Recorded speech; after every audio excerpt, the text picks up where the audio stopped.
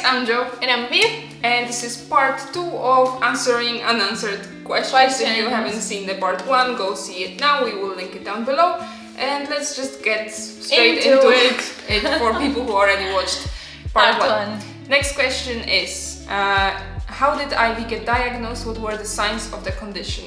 It actually took us a long time to get the diagnosis, even though since the beginning, like since she was born, she was colicky, she was always fussy, so we were going to the pediatrician very often and like describing all the symptoms that she was having. But the problem is every single symptom she had was like, could be something else. So for example, she was arching her back a lot. She would do this movement where she would like put her head back and bring her hands, very tense in here, clench her fists, and she would be like that all the time. Especially if we put her down on tummy time, she would just, instead of put the arms and hands down, she would just bring them up and start crying. And this we researched and were told could be reflux, for example. The fact that she was fussy and crying all the time and uncomfortable, it was colic or gas, or I think the doctor mostly said that this should be because of colics.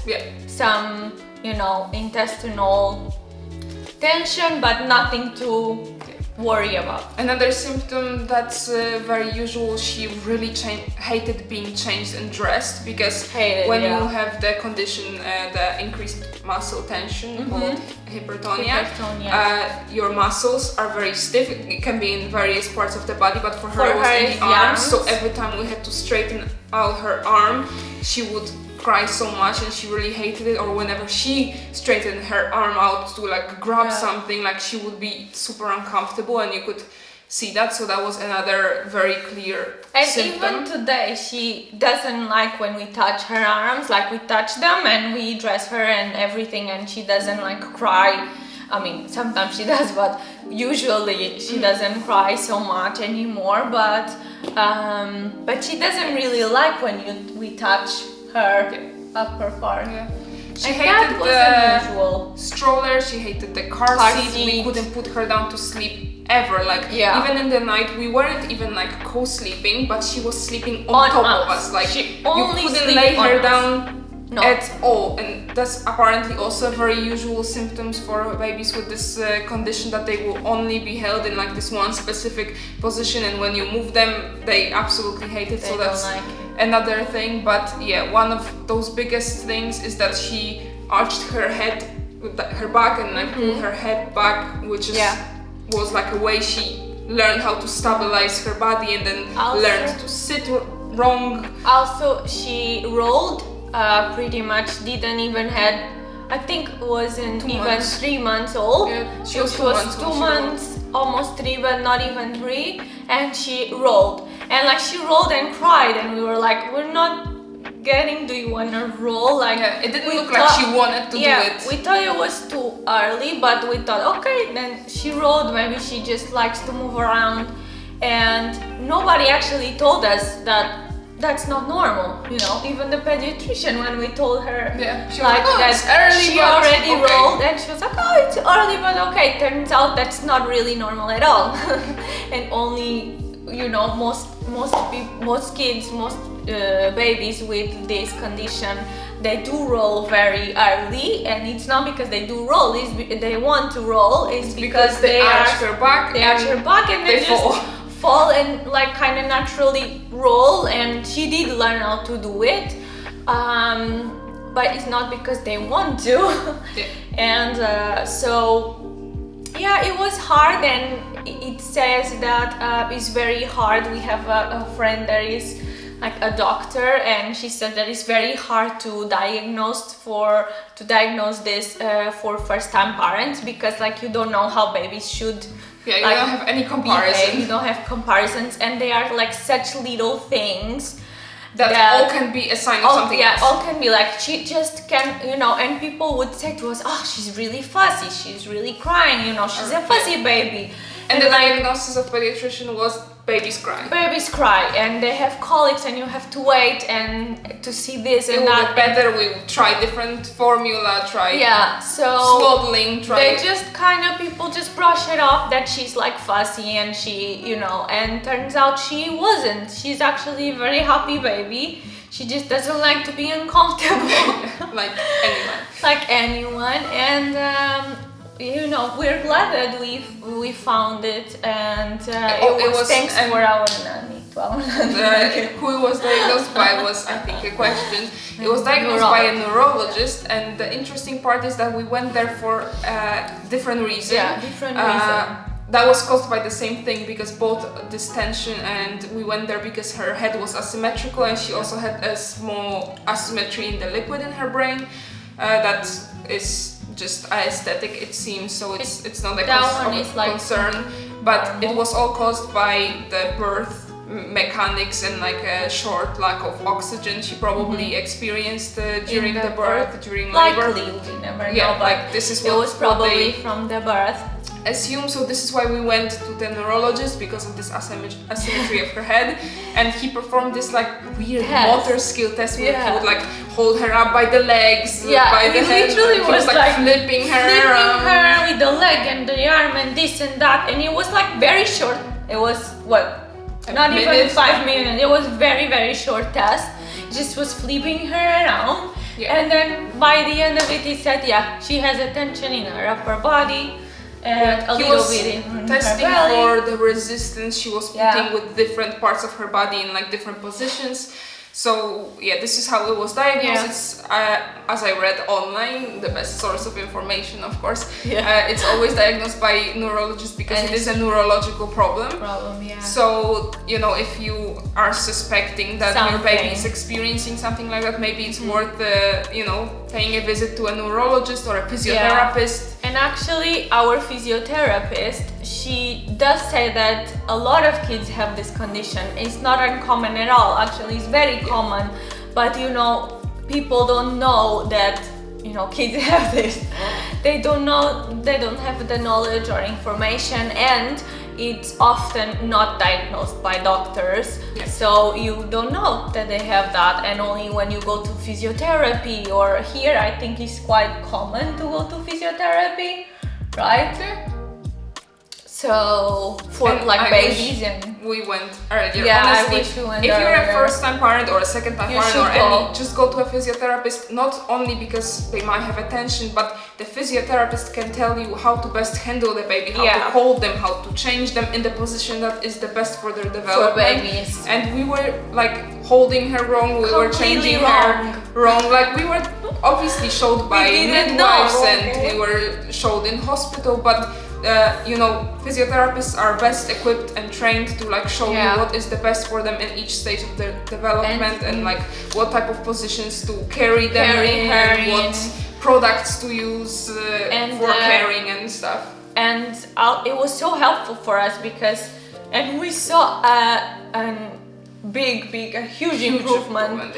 Just with those changes, just with those changes of how we hold her, how we carry her, how we change her. So it was night and day. It was a big change, and I do think that if you have a baby, go to a physiotherapist, because maybe the way you're holding your baby is not the best, even if they don't have any tension at all. But it's very important to hold them right. And for example, we were already like standing her a lot and seating her because she wanted to. She has the strength, she has the tension actually. So she was amazing at standing and sitting and everything. She was amazing at it. However, it was making her worse because she didn't want to be down at all. She was more tensed, and she was only good if she was like standing, but she shouldn't be standing at like 5 months. And we found out that babies at her age should like spend majority of the day on the mat. Our baby could not be put down on the mat for a minute. We couldn't like nothing. She would cry, only cry. And now 6 weeks after physiotherapy, and by the way, it's already been like amazing after like 3 weeks, she spends the whole day on the mat and she cries when we take her out of the mat. So now she just plays all day. And all day, and she's just such a happier baby. And it's not. Next question is, is there anything about pregnancy or life with a baby that you felt unprepared for? Everything, yes. I think this we part felt, one, part we didn't two, know about so this. far, like everything you don't know about, you know, I didn't know, we didn't know. I was unprepared for colics. We were unprepared for I everything. didn't know how bad colics are and what they actually are and how like persistent and like it is. Just to tell people that we are really happy we have our baby. Yeah, we love her and we love life with a baby. And we even, you know, potentially considering having another, but which we said no, absolutely not in the colics time. But it's hard.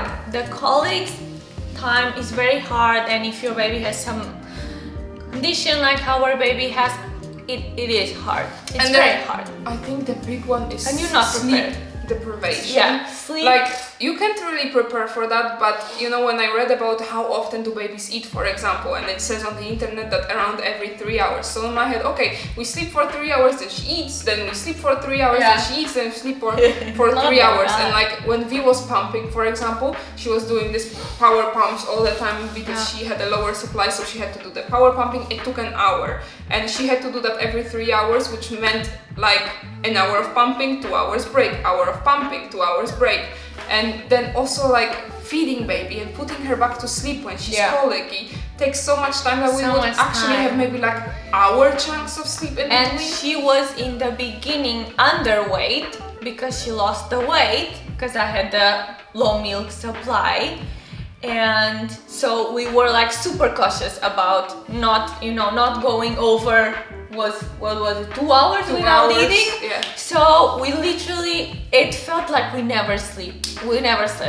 Like it felt in the beginning. And again, I know that there are people that sleep fine. They sleep amazingly with babies, and you know, amazing for them, but it wasn't our experience. Even today, we have kind of, you know, she sleeps the whole night, but she does need us there to, you know, give her the pacifier or to calm her down or something like that. So even today we do have to like kind of organize ourselves to make the most out of the night and sleep. And we do sleep now, thankfully. And I think another thing we were unprepared for is the worry and anxiety you get. The anxiety. With it. Like we are both constantly worried about her. And that's also when we were sleeping. I think we weren't even sleeping when we could sleep because we were like every single 2 minutes checking if she's still okay, she's still like breathing fine and everything is like in perfect position and she's not like rolling on her belly and getting stuck somewhere she can't breathe, you know, like we were so anxious about her still are all the time. So even when we sleep we like we are just half sleep. When we're sleeping with her, we're just half sleeping because and I also was unprepared for the lack of time you have for yourself. I think that in the beginning was big for me. I think I almost had a little bit of depression because the lack of time that I had for myself, you know, to do the things that I love to do, that light me up. You know, you're a human being, and as much as you love your baby, which I do love my baby more than anything, but I also as a person need, you know, my things and a little bit of space for myself and like time for myself, and we were lacking a lot. And I think it takes a lot of good communication because after this first date we managed to get, when Ivy was 3 months, V told me about this, and then from then on we arranged like 1 day per week where I would take Ivy out and spend the whole day like at my parents or with my friend or with my sisters. and just have her out so we can have some time for herself in that day. And that was the moment where she really started to feel better. And thankfully, like this and recovering and after the birth and everything. And I think I actually needed extra because of that. So I wasn't prepared for that at all. Yeah, and I also think it was a great time for V is one of those people that is like super anxious when things are not organized at home, like if we have laundry to do or if the dishwasher is unpacked or like those like small things around it, it's not hoovered. So those were like also days where she could have the undivided attention on managing things around our house. I would do something, a task at home, and that would make me feel way better. Basically. How was the hypertonia diagnosed and what exercises does Ivy have? I think we already talked about how it was diagnosed, but I wanted to like just mention it's very hard to describe them without showing them, I think. Yeah. But all of them encourage her basically to push out on the arms. So when she's on tummy time, she pushes out on the hands and like grabs things. Tummy time is the most important at home. And like putting toys in front of her so she can grab things, and then we would hold her up a little bit so she can support herself with the hands. But this is specific for you have to see it. Hypertonia on the upper, which is where she have to see a physiotherapist to do this, because this is not like universal exercises for every baby.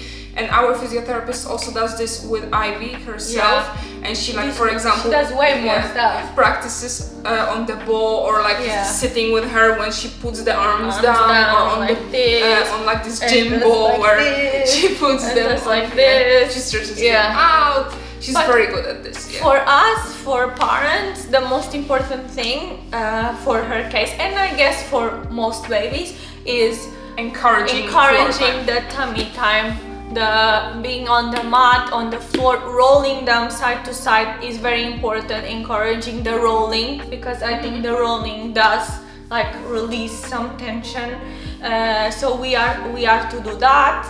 And like literally after 2 weeks she went from not taking a minute on the mat to spending like hours and playing with toys, and so like in the beginning it was hard. She didn't want to stay in the mat. We had to basically do like 10 minutes and then holding her up, going down, doing some singing, and then 10 minutes again, and then we would put her a little bit on a sofa or in our bed on tummy time because she handled it better. We put her on tummy time on top of us or in our like legs. So it was a little bit of a juggling. It was a lot, it was a lot of work for us, obviously, but after a while she started getting used to it, and now she likes it. This is like from a totally different category of questions. Why are you two so attracted to each other? What made you two click? And I think the best thing, like especially when we first started talking to each other, is that we pretty much disagreed on every single thing. And we were like, if you would ask to like describe a perfect day, describe a perfect holiday, describe a perfect meal, like anything you would ask, we would just like choose the total opposites. And I think this is what like really attracted us to each other, like just seeing this totally different perspective of things. It like really makes a conversation easier. Whereas when you agree on everything, it just kind of... Also, we're both not the kind of people that they are like, oh, it's something different than I want, I don't like it, or like, I disagree with that. It's not for... We are very accepting people, I think both of us. So when I would say, I like to go to the beach and this and that, and I have this view in this point on this and that, and Joe would be like, oh, cool, my view is completely opposite. However, that is interesting. However, that is interesting, and I would like to try or this or that. So I think that also it's like how it works between us, because some people are quite judgmental and they are like, I only want to feel this. It's like in this, we sometimes watch this show. It's like the matchmaking, Indian matchmaking, right? Or it doesn't matter. And they're like, oh, I want the person to be like this, and this, and with this relation, and this, and this, and this, and like that's a little bit unrealistic because and also not like what attracts you to a person at the end. Like it's not like the specific things. I think it's the energy, the vibe, and I think for us we were opposite, but we both were like super willing to explore this other side of what we never knew because we were for curious. Me, I loved winter holidays because I've never had like amazing experiences with the summer ones, but we took me to many amazing summer holidays, and now my idea of a perfect holiday is on the beach. And if you would ask me before I met V, I would be like skiing in the snow. Yeah. But turns out I actually love going to the beach. I just never experienced it the right way. I even say like, oh, maybe we could go like to visit, I don't know, Iceland. It is pretty. No, I'm gonna freeze, but does have free. And so it's like, no, I'm not gonna waste our holiday time in the cold.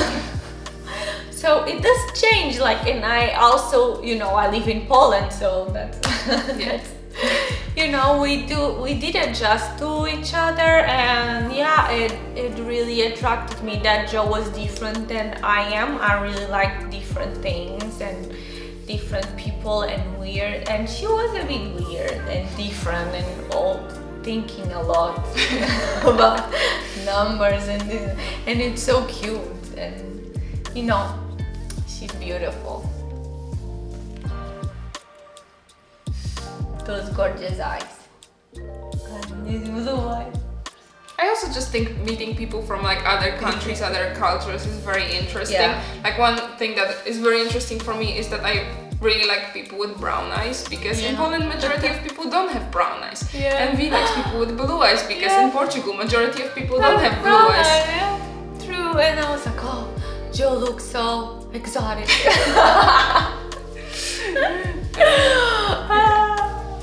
You do, baby. Yeah.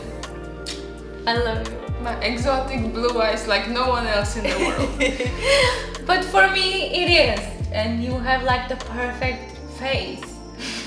And I just love how you look. Okay.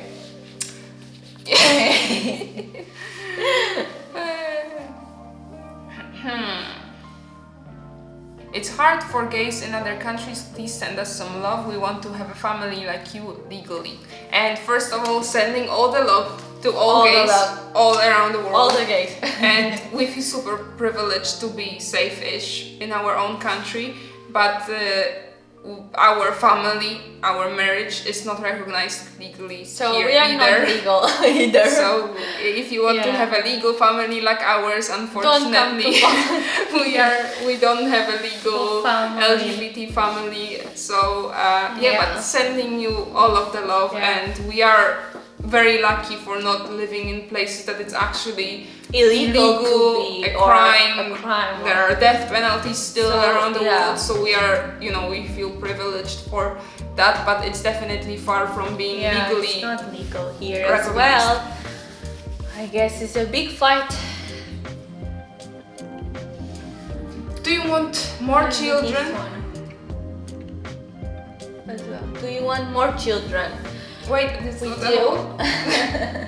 And how would you have your second child? Oh, that's a good question. We always wanted to have two. Yeah, we always wanted to have two at least, and then after Ivy we were like, no, absolutely not. But not because of Ivy, it's because of the colleagues. Because of us, actually. And we felt like we are not equipped enough to handle that, especially like we were thinking, we have this colicky baby, what would we be doing with our 2-year-old toddler right now that we have to put like all of our attention. Deal with that? We were really like concerned, but now seeing that it passed, and that it's just a very short Also, period, we already know like kind of how we would handle it. Obviously, every baby is different, but we already have like some knowledge, and also our baby was so not easy, so it kind of gave us a lot of experience, a lot of it. So we would be able to handle another baby, but I think we still don't know if as people we are like equipped for one more, because you know, we obviously want to have time for each other and for us individually.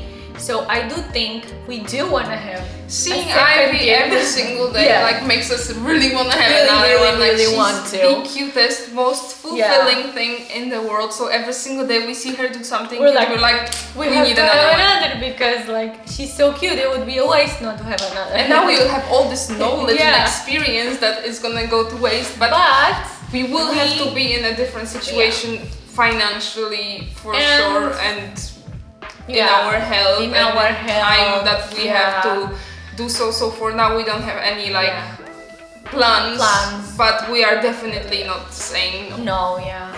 And how would we have it? Probably the same way. I would love to adopt, but we can do it in Poland. It seems complicated to do it internationally. We would probably just have another IUI. I don't have any like need to be genetically related to my child. I don't feel like it makes any difference to me, so I don't see why we would go we would have to go to like a more invasive IVF procedure if we don't have to. So I think we would just go with IUI again. Also we kind of want to be very healthy, because you know, without being healthy we don't have energy for these babies. So we'll have to reassess, but we'll have to reassess. It's a very it's hopeful, maybe more positive now. Should we finish that? Let's finish this Q&A, and thank you so much for asking all of the questions. Thank you. You know, we regularly leave Q&A boxes, so if you have any more questions you can leave them in the comments or leave them in one of our question boxes. Thank you for watching. Thank you so much for supporting us and engaging with our content. It's very important, and for all the nice and kind messages we receive every day, and for all the love that you give us. We truly feel like we have a community, and that is so important, since in Poland we don't really have our own people. So thank you so much. And have a magical day.